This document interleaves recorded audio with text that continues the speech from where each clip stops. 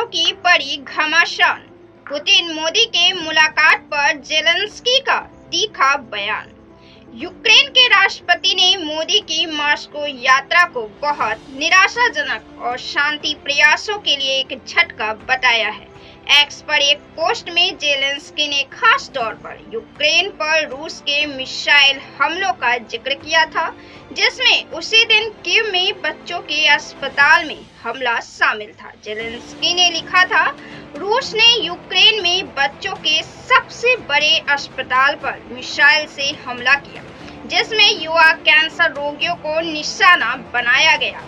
कई मलबे के नीचे दब गए। इससे बहुत निराशा हुई। विश्व के सबसे बड़े लोकतंत्र के नेता को एक ऐसे दिन पर मॉस्को में दुनिया के सबसे खूनी अपराधी को गले लगाते देखना शांति प्रयासों के लिए एक बहुत बड़ा झटका। सीरम ने की malaria vaccine launch. Institute of India और ऑक्सफोर्ड यूनिवर्सिटी द्वारा संयुक्त रूप से बनाई गई एक हाई एफिशिएंसी वाली मलेरिया वैक्सीन ऑफिशियल तौर पर लॉन्च की गई है। कोट डिवॉयर ऐसा पहला देश बन गया है जिसने पश्चिमी अफ्रीका में R21 मैट्रिक्स एम वैक्सीन का प्रयोग शुरू कर दिया।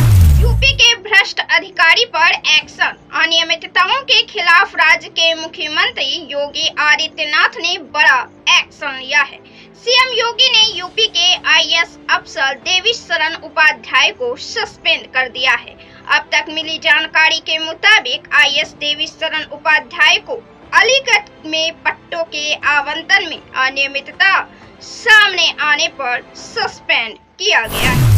जंगल राज हो चुका स्थापित। तेजस्वी यादव लगातार पिछले 2 महीने से आपराधिक वारदात की सूचियों को तैयार कर अपने ट्विटर अकाउंट पर शेयर कर रहे हैं और बिहार में जंगल राज स्थापित होने की बात कर रहे हैं। एनडीए सरकार पर हमला बोल रहे हैं। मुकेश सहनी के पिता की जान जाने के बाद वे अब ये मांग और भी बढ़ा रहे हैं और ये कह रहे हैं कि जब पूर्व मंत्री का पिता ही सुरक्षित नहीं है तो फिर ऐसे में यह कहा जा सकता है कि बिहार में जंगल राज स्थापित हो गया। चिराग पासवान के तेवर से सहम जाएगी बीजेपी। केंद्रीय मंत्री चिराग पासवान ने कहा कि जिस तरीके से राज्य में एक पर एक लगातार पुल गिरे हैं, इस पर जिम्मेदारी तय होनी चाहिए। गुणवत्ता से समझौता हो रहा है तो कहीं न कहीं भ्रष्टाचार तो अवश्य ही हुआ। मांझी का यू टर्न। जीतन राम मांझी बिहार की राजनीति में टर्न लेने के लिए खूब जाने जाते हैं। अब जीतन राम मांझी ने एक ऐसा बयान दे दिया है जो सनसनीखेज है। मांझी ने कहा कि हम समझते हैं कि पहले जिस तरह से गरीब लोगों को पकड़कर जेल भेजा जा रहा था उसमें बहुत कमी आई है। इसके लिए बिहार के मुख्यमंत्री नीतीश कुमार धन्यवाद के पात्र हैं। पहले हम ही कहा करते थे और उन्होंने ही संशोधन किया और तीसरी समीक्षा जो की उसमें यही था कि पीने वालों को नहीं पकड़ा जाएगा, ज्यादा होगा तो उनसे जुर्माना लेकर छोड़ दिया जाएगा। आज यही हो रहा है। जेल बहुत कम भेजे जा रहे हैं। जेल वे जा रहे हैं जो अवैध शराब की तस्करी कर रहे हैं। ईवीएम की गड़बड़ी पर हाई कोर्ट में याचिका दर्ज। ईवीएम को लेकर देश में मुद्दा काफी गरमाया हुआ है। जहां कांग्रेस को लेकर भाजपा ये आरोप भी लगा रही है कि जहां कांग्रेस जीत जाती है वहां ईवीएम में कोई दिक्कत नहीं है, लेकिन जहां वे हार जाते हैं वहां सारा दोष ईवीएम पर मध दिया जाता है। इंडिया गठबंधन और एनडीए गठबंधन के बीच ये बातें काफी चर्चा का विषय हो गया है और एक दूसरे पर कटाक्ष इसे लेकर तेज हो गए हैं। कांग्रेस नेता दिग्विजय सिंह ने 16 जुलाई को मध्य प्रदेश हाई कोर्ट में एक याचिका दायर की, जिसमें राजगढ़ लोकसभा क्षेत्र में उन्हें हराने वाले बीजेपी नेता रोडमल नागर की जीत के नतीजे को चुनौती दी गई। दिग्विजय सिंह का दावा है कि ईवीएम में हेरफेर की गई थी। देश में जय अनुसंधान का नारा कितना सटीक। मंत्री शिवराज सिंह चौहान ने देश के किसानों को संबोधित किया और बड़ी बात कह दी। एक बार पूर्व प्रधानमंत्री जवाहरलाल नेहरू और लाल बहादुर शास्त्री ने जय जवान जय किसान का नारा दिया था। इसके बाद अटल बिहारी वाजपेयी ने इसे जय विज्ञान जोड़ा। अब प्रधानमंत्री नरेंद्र मोदी ने इसी के साथ जय जवान जय किसान जय विज्ञान और अनुसंधान का नारा दिया है। शिवराज सिंह चौहान ने आगे कहा कि वे खुद भी किसान हैं और आज भी खेती करते हैं। उन्होंने कहा, हमारे यहाँ खेती के जोत छोटे छोटे होते हैं। अमेरिका जैसी 5-6 हजार एकड़ जमीन नहीं है। हमारे यहाँ सीमांत किसान हैं जो 2-2.5 एकड़ जमीन में खेती करते हैं। ऐसे में हमें मॉडल फार्म बनाने की कोशिश करनी चाहिए। हम मॉडल फार्म का एक प्रारूप तैयार कर रहे हैं जो कि किसानों को क्या क्या करना चाहिए ये बताएगा। अजीत पवार को लगा झटका। अजीत पवार को झटका लगा है। 3 नेताओं ने इस्तीफा दे दिया है। एनसीपी की पिंपरी चिंचवड़ इकाई के प्रमुख अजीत गहवाने ने अंग्रेजी news website the Indian express को जानकारी दी कि मैंने एनसीपी छोड़ दी है और अपना इस्तीफा अपनी पार्टी अध्यक्ष को सौंप दिया है। गहवाने के साथ एनसीपी पिंपरी चिंचवड़ छात्र विंग के प्रमुख यश साने, पूर्व नगर सेवक राहुल भोसले और पंकज वालेकर ने भी पार्टी से इस्तीफा दे दिया।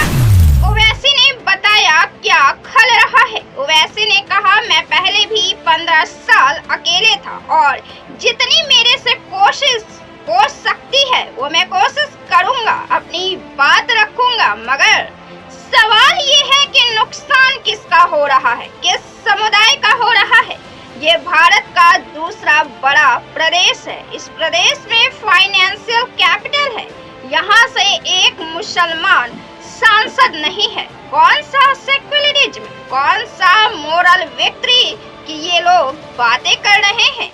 इनको तो आईने में अपना चेहरा देखकर बोलना चाहिए मोरल विक्ट्री। ये कौन सी मोरल विक्ट्री है? ये मोरल विक्ट्री नहीं है, ये हिंदुत्व की विक्ट्री है, ये है सच्चाई। समुद्र में हो गई घटना, भारतीय भी हैं लापता। ओमान में तट पर एक बड़ा हादसा हो गया है। यहाँ एक तेल टैंकर के पलट जाने की वजह से 13 भारतीयों सहित 16 लोगों का पूरा दल लापता हो गया है। भारतीय समेत अन्य लोगों का अभी तक कोई सुराग नहीं लग पाया है। पाई का हिसाब देने को हूँ तैयार। केंद्रीय मंत्री अमित शाह ने कांग्रेस नेता पूर्व मुख्यमंत्री भूपेंद्र सिंह हुड्डा को हिसाब मांगने के मुद्दे पर चुनौती दे दी है। अमित शाह ने कहा कि मैं बनिया हूँ, पाई का हिसाब देने को तैयार हूँ। हुड्डा साहब, आप भी अपने 10 साल का हिसाब लेकर आ जाइए। केंद्रीय मंत्री ने हुड्डा को चुनौती देते हुए कहा कि मेरे पास हरियाणा के 6225 गाँव का 10 साल का पूरा हिसाब है। हमारे कार्यकर्ता गांव-गांव में यह हिसाब देंगे। उन्होंने 5 गांव हिसाब दिया। ब्राह्मण माजरा 20 करोड़, कलिंगा में 18 करोड़, टिंगांव में 85 करोड़, कोरियावस में 517 करोड़ रुपए, आजम कला में 24 करोड़ रुपए, खाड़िया में 22 करोड़ रुपए खर्च। आदेश के बाद भी शंभू बॉर्डर नहीं खुला। पंजाब एवं हरियाणा आदेश के बाद भी नहीं खुला शंभू बॉर्डर। पंजाब एवं हरियाणा हाईकोर्ट के आदेश 6 दिन बीतने के बाद भी हरियाणा सरकार की ओर से शंभू बॉर्डर नहीं खोला गया है। हाईकोर्ट ने 10 जुलाई को एक हफ्ते में शंभू बॉर्डर आमजन के लिए खोलने का आदेश दे दिया था। इस लिहाज से कल 17 जुलाई को एक सप्ताह का समय पूरा हो जाएगा। वहीं दूसरी तरफ शंभू बॉर्डर पर फिर से किसानों की संख्याएं बढ़ती देखकर हरियाणा पुलिस की ओर से भी तैयारियां तेज कर दी गई हैं। बॉर्डर पर हरियाणा की तरफ पुलिस ने वज्र वाहन बढ़ा दिए हैं। इन सब के बीच किसानों ने दिल्ली कूच के लिए एक सप्ताह का समय और बढ़ा दिया है।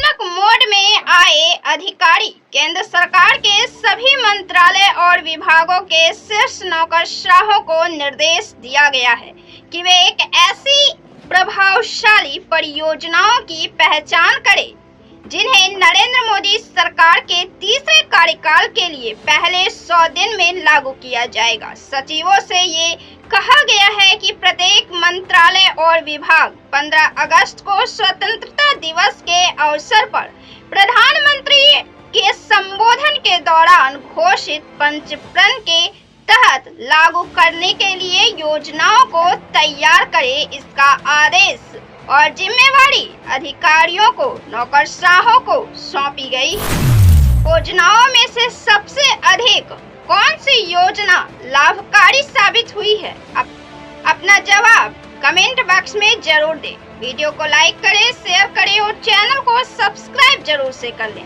बहुत बहुत धन्यवाद।